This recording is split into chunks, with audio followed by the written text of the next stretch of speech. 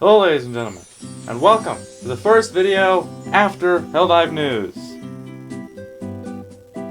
I have returned, not with my suit, obviously, and today, as you can see by the title, we're doing something a bit different. Still game related, but different.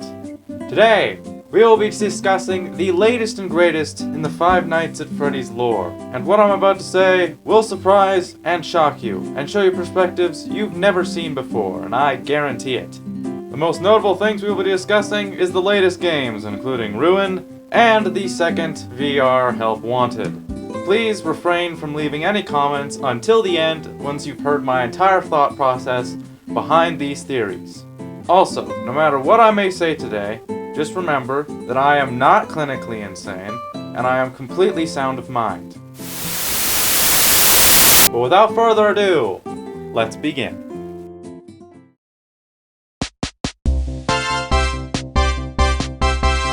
In order to fully understand the latest and greatest in the FNAF lore, we need to take a trip back in time. Back to where everything truly began for the Five Nights at Freddy's universe.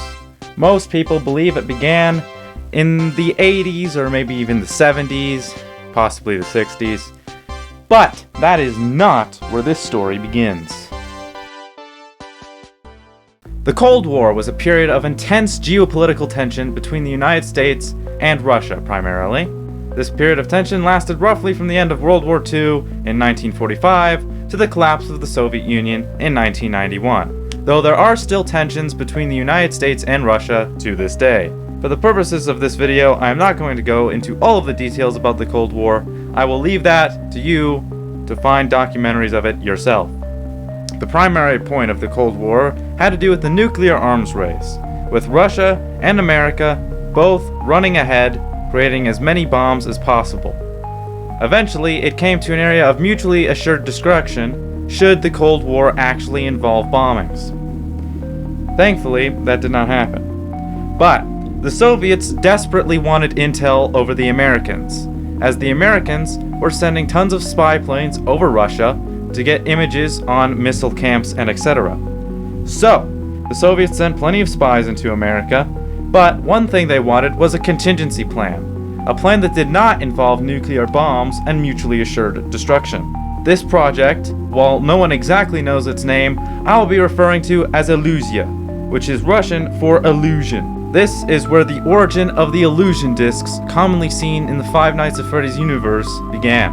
What Russians wanted to do was to be able to create sleeper agents that were robotic in nature in America to infiltrate American society under the guise of performance automatons. These sleeper bots had these illusion discs in them that, once a code was activated and they were to exit their sleep mode, they were to wreak havoc on American society and claim countless lives. However, before this project could truly take off, the Soviet Union collapsed and the project was inevitably abandoned. This, of course, left countless numbers of these robots in America, many of which were eventually claimed by the Russian Federation. However, many of them remained in America to this day.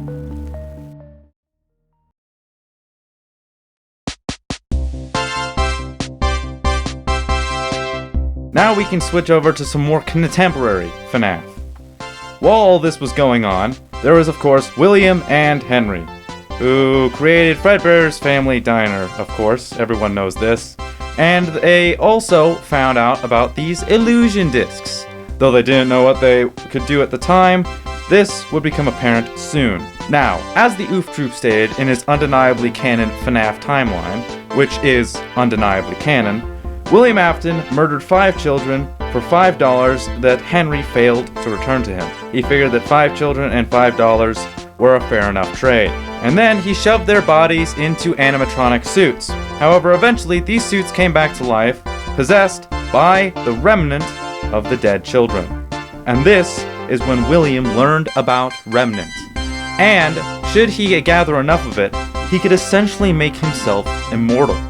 And after this, of course, all the rest of the FNAF games happened, all the way up through Pizzeria Simulator and all of that, to present-day FNAF, which we'll call Security Breach for now.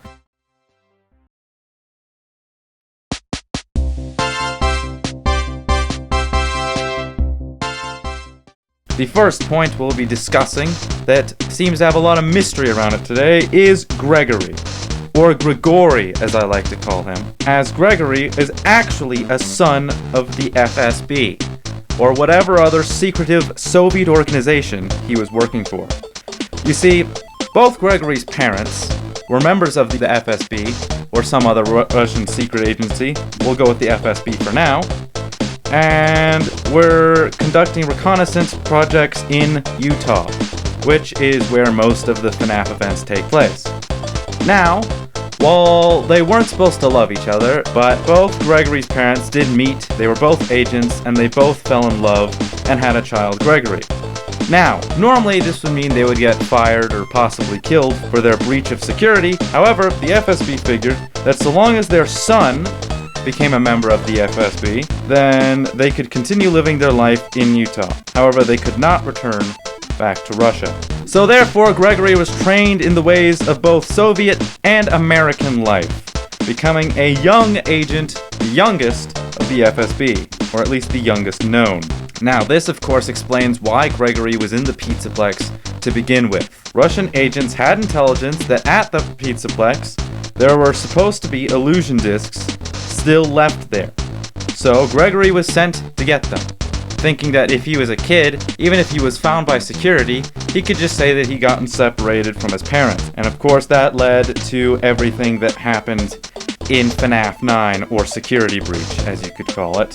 So there's 6 endings in FNAF Security Breach, and I've concluded the one that is in fact canon. Now, it is not the save or kill Vanny endings. Well, there's one important thing that we need to know if we're going to determine the canonical ending for Security Breach. Freddy was not anywhere in the Pizzaplex during Ruin.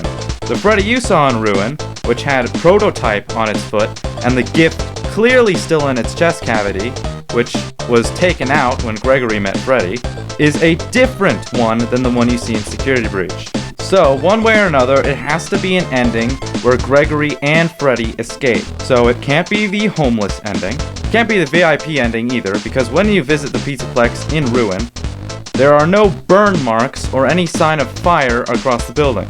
Sure, the building is trashed, but there is no sign of fire. So, that leaves us with 3 endings. And I've concluded which one is in fact canon. And believe it or not, it is the Afton ending. Though not for the reasons you may think. You see, in Ruin, near the end, you can find a bunch of drawings in comic book format of the ending with Afton. Which is the more likely option, is that the Mimic disguised itself as Burntrap, faking to be the long-forgotten William Afton, come back to life yet again. Now, of course, Gregory found out about this, and he took measures to stop the Mimic in its tracks, which I will discuss later. But now that we know the canon ending of Security Breach, we can move on to its DLC, Ruin. Firstly, starting with the most notable character, Cassie, and who exactly she is. Well, firstly, we know that she is a friend of Gregory, as she is willing to risk her life on several occasions and break into an abandoned building to save him, without calling the authorities, I might add. Now, this still doesn't answer who exactly she is, but I have figured it out. You see, Cassie is similar, and possibly a shortened version of Cassidy. And where else have we seen Cassidy? That's right, Nolan Cassidy, from the Hitman games, specifically from Hitman 2, as Nolan worked for a security position for the one and only Janus, a former member of the Russian oligarchy, which all connects back to Russia. Now, I have a theory. Nolan was Cassie's father and worked at the Pizzaplex. Thus is why he had a Faz wrench. Now, Nolan probably did security business and other things of the nature, probably as a cover job so that he didn't look suspicious for hanging around with an old man, Janus. Now, Nolan died, whether it was in the Pizzaplex or the cause of Agent 47, I don't exactly know, you can decide whichever one you want, but I believe he possessed Mapbot, which is why we see Mapbot again in Ruin, and why Mapbot shows up to Gregory. You see, we have a misunderstanding of Mapbot, for he is not exactly an evil character, like some may claim. No, Rather, he is trying to protect people from the secrets that lurk deep within the Pizzaplex. For instance, he is trying to warn Gregory all the times he keeps jump scaring him to stop going forward and quit his adventures before he finds out the dark truth. And as far as Cassie is concerned, at the end of FNAF BR 2, Mapbot hands Cassie the mask. This, however, was a part of the bad ending, which means this is not what we wanted to happen. And Nolan Cassidy did not want to give his daughter the mask, yet it is what happened anyway. So, that also proves that we are Mapbot / Nolan Cassidy playing in FNAF BR 2. Now, all this suggests not only more evidence as to my claims, but also that there could be a possible crossover with IO Interactives, the devs behind the Hitman games, and possibly others. For instance, I have located evidence to suggest there are possible connections between Five Nights at Freddy's and Ready or Not, but that is not relevant to today's video. We are returning back to Cassie, and who exactly she is as far as her characters goes, and we know that she really likes Roxanne Wolf, which I will talk about later. And finally, my fourth point is that she is very easily manipulated. I don't know if that's exactly relevant to the lore or not, but I just thought it was good to know. Now, yet another character who's causing a lot of mischief and mystery in the FNAF community is the Mimic. Why on earth is he here? Now, I'm sure a lot of you out there are preparing to tell me that you already know all of the Mimic's lore because you read the books, but that's not it.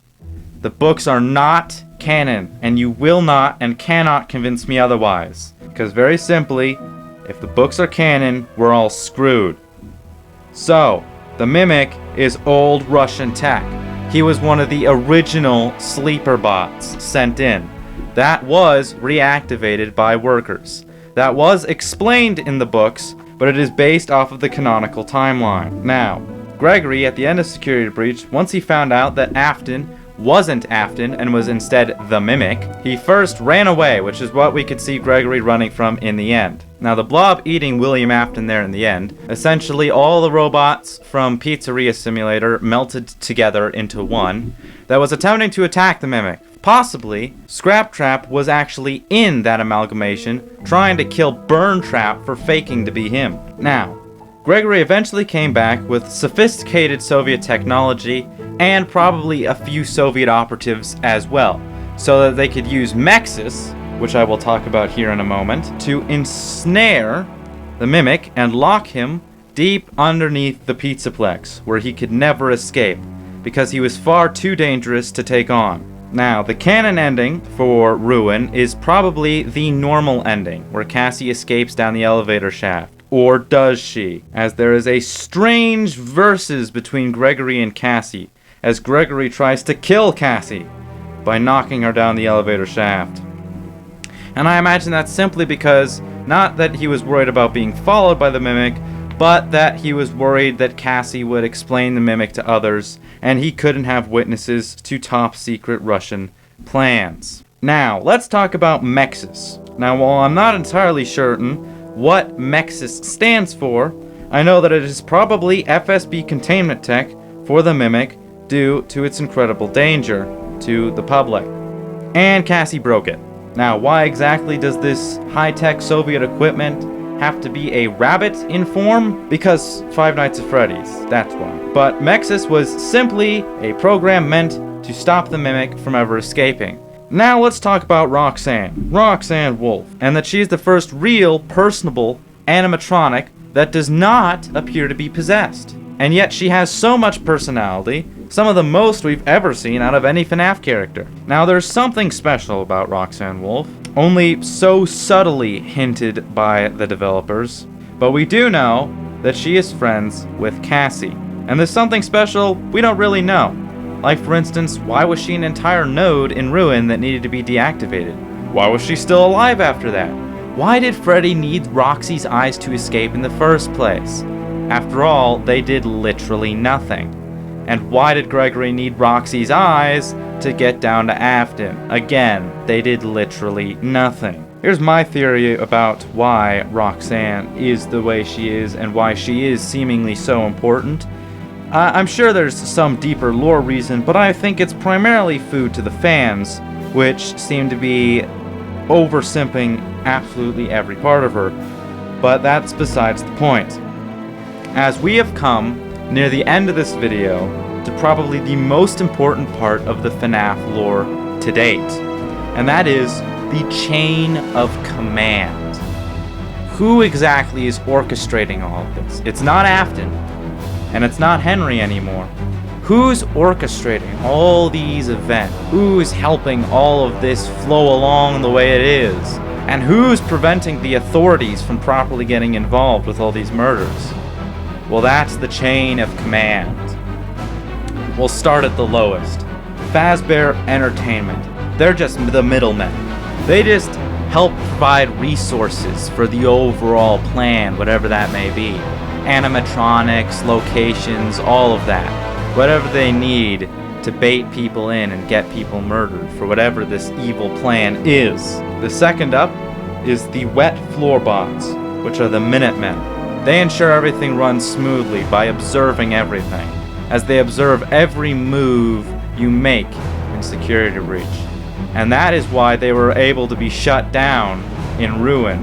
The Faz Wrench and the mask that Cassie had obtained was able to tap into Soviet technology, which was able to deactivate these powerful surveillance pieces of equipment. And before you say that the Russians are orchestrating all of this, that's not it. This is bigger than any country of the world. Next up, we have Mr. Hippo, the second in command. He always has a backseat to everything. He doesn't really do a ton. He talks a lot about stories and not reading into things too carefully. He talks about sometimes the story is just a story. However, he's trying to distract us from the real truth. He's the one who's helping all of this flow together so well. He's conducting the operations and making sure that everything works. And that brings us to his boss, Helpy, the evil genius of the Five Nights at Freddy's universe. You see, ever since his inception in Pizzeria Simulator, Helpy has never been left out of a game. He has been the most consistent character in all the games, with very, very little change to his appearance, to none at all. He has been there every step of the way, guiding you in Ruin, at your save stations in Security Breach. He was everywhere in Help Wanted VR, even pointing to the button you should press in the main menu. Helpy is truly the man behind the curtain of everything to deal with the lore. He is the one who's setting this all up. He is the modern day William Afton. But he still gets his ideas and his orders from somewhere.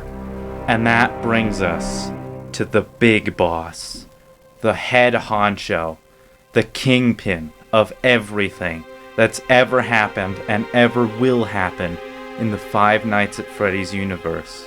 And that is, of course, Mr. Cupcake. He has been there even longer than Helpy has. Since the beginning of Five Nights at Freddy's. Every spin-off game, every mini-game, everything, Cupcake has been there. He doesn't appear much in your face, besides in FNAF 4. He is truly a hidden figure, always there, watching. Always there in every game, watching what the player does and how they do it, ensuring that it all falls into whatever sick and maniacal plan he is concocting. He is the mastermind behind everything, and no one can say otherwise, because truly, he is the face of evil. Springtrap was just a pawn, Afton was just a pawn, they're all just pawns in his game, whatever that may be. As it stands, he had the highest kill count in the FNAF movie. Why is that? Because he is FNAF. He is the lore. Tryhard Ninja knew, but no one believed him. It's true. The Cupcake is behind everything. And the sooner we can realize that, the sooner we can end his cruel regime. And that concludes this lore video on Five Nights at Freddy's. And I can assure you, you are probably shocked and amazed at my pure genius. How was I able to figure this all out? Critical thinking. Look outside the box. Don't just look at what theorists like MatPat have to say. Come to your own conclusions. You'll be shocked at what you can find. Now, please leave any comments about this lore video in the comment section below. Anything you think I may have missed or gotten wrong. I might just make a second part to this video, addressing all of your comments, for I will read them, and I will debate on them. And don't forget to leave a like on this video, subscribe, and tell your friends. We're trying to get this channel back on the road after Helldive News, and there'll be more gaming content of various kinds, maybe me just sitting down and playing a game. Who knows? If you want to recommend me something, maybe I'll just do it. So again, comment in the comment section, leave a like, and subscribe. And I will see you in whatever video I make next. Thank you all for watching. So long.